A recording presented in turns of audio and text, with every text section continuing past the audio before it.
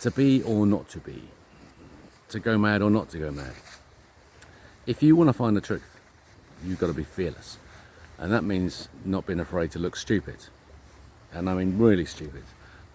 I went out of my way to do things, that thoughts that were given to me, I went out of my way to do them in a way that I knew I was humiliating myself. I had to be open to humiliation and bear it. And once you get used to it, it's all right. Once you stop caring what people think about you, and that the journey into this humiliation has a point, into madness. I saw a video about Maxwell's equations and the history of how they came about, and Maxwell was forced to change his thinking. He came up with this beautiful mechanical model of fields based on hexagons and flow between them of shear force flow. It's perfect, it's right. You just see this four-dimensionally in terms of bending moment, and take one of those and go in and analyze the equator of it as a sphere, and you find the yin-yang tension and bending of the shear force flow, the centroid of bending. That's what I found on my journey.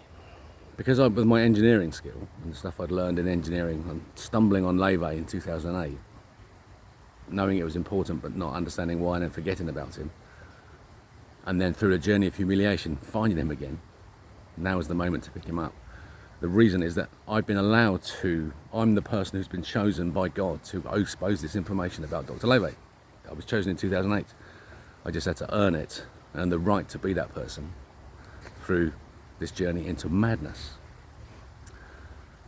And so the Maxwell's experiments were described as outlandish. And what an outlandish idea. No, they weren't outlandish, they were bloody brilliant. But at the end, he diluted his own work. He had no confidence in his own work. He was so smashed by the system. Don't think about it in this way. Because if you do think about it that way, you'll find God. And you're not ready. You're not ready for the humiliation yet. And so he was on his journey. That's what he was humble. So humble is the journey towards this, is towards humility. And through humiliation, not being afraid of it, not caring what people think. So I keep saying it, the Earth's the center of the universe. It's a simple model, shell theory, Love 1892. Let me show you how it's completed. You use rest time instead of rest mass. What you've got, see, is you've got an acceleration of an acceleration. You've got two accelerating rates. This is the expansion of the accelerating universe. It's nonsense. It's a sphere, and there are two accelerations. There's an acceleration, and there is a rate of acceleration of that acceleration. So you have to take them as two parts. And so you take the particle, the rest mass, and you go, that's over there, that's what's being acted upon, what's acting upon it. And then you go rest time, and you've grabbed the first acceleration, and you're just seeing a single acceleration. When you do that, you see that the acceleration is in vector, not in position, not in momentum. It's in vector. A rotation at a velocity is the brake on the whole system of acceleration, and a velocity is created, and it's the velocity of the surface rotating. When you see Euler's disk and the formula of it, you have angle of the spin roll, and you have precession of the axis. You also have rotation of the axis that you don't see. The vector axis is created. There must be another rotation about which the system supports itself. It's gimbal lock. We have a sphere of water. It supports itself. It supports itself. How does it do that?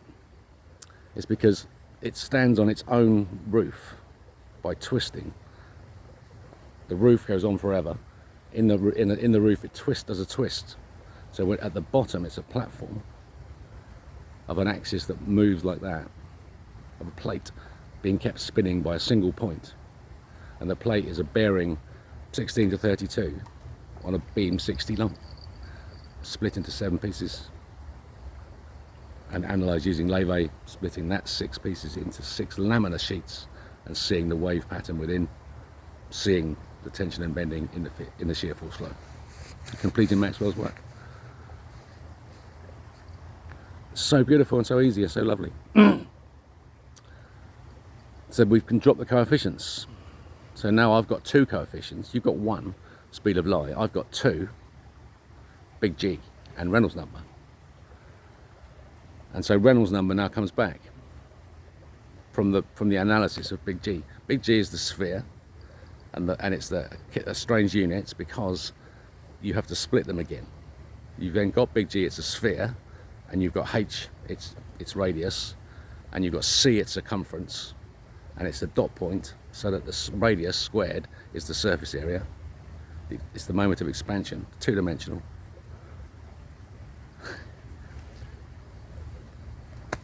Yeah, it's amazing. Amazing to know this. Amazing to know it. So easy. And so Reynolds number is viscosity inertial forces. So you've got expansion, which is all of quantum, light stuff, standard model is expansion.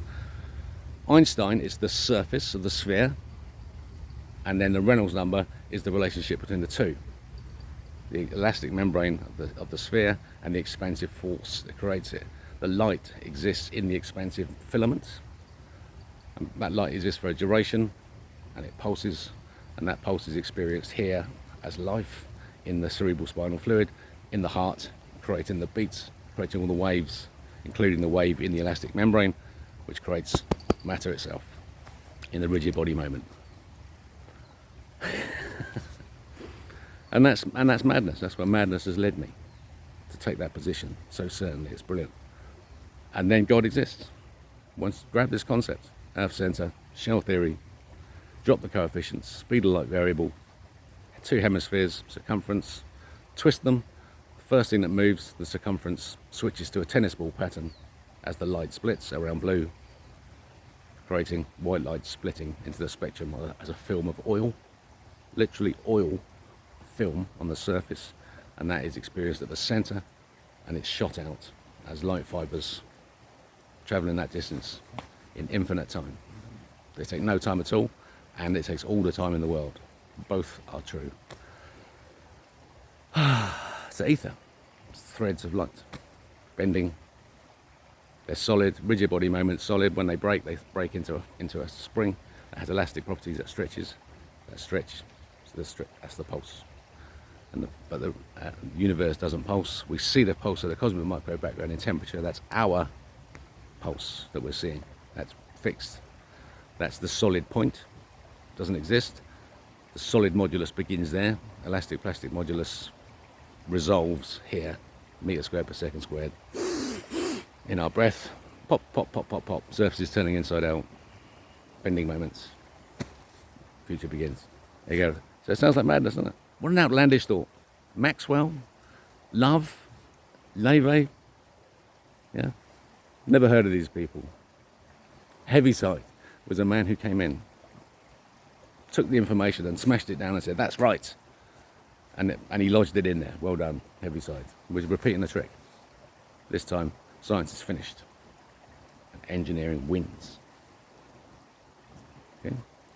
£10,000 if you can't prove it to yourself that this is true. All the Rebel King.